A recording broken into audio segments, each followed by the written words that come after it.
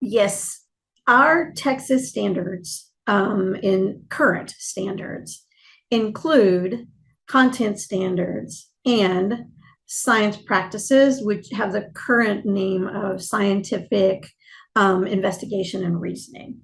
So they're actually rather narrow, and they include primarily practices around investigations, which is good.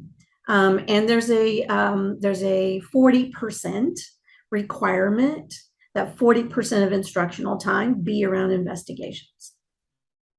In the new TEKS, the science practices, which are now called scientific and engineering practices, in that new form, now we've expanded those practices to include modeling, in the way that scientists use modeling. So to help explain and understand concepts, not to just regurgitate concepts, right? Or illustrate them.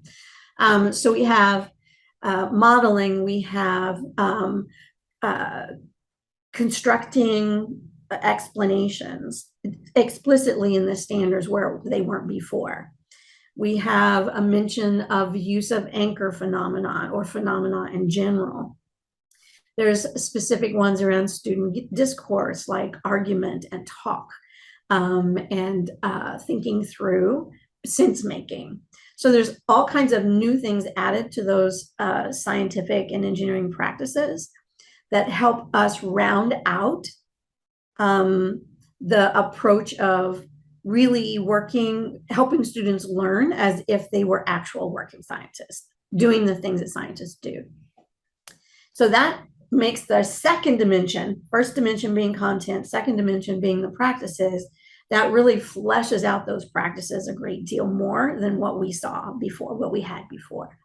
The third dimension, which is those recurring themes and concepts, actually work to help students, all of us, but especially students, see connections across the disciplines in science around specific themes, right?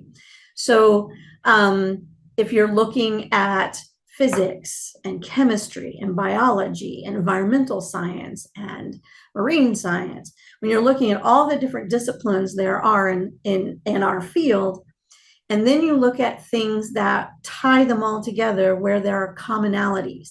So example, a huge one for science is cause and effect, right? And all of those different disciplines, there's the theme of cause and effect.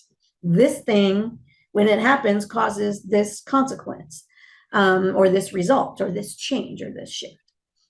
So cause and effect is a huge one. Scale and proportion is another example of those recurring themes that will happen across the disciplines. Biology being an excellent example, right? You go all the way from macro to micro in biology.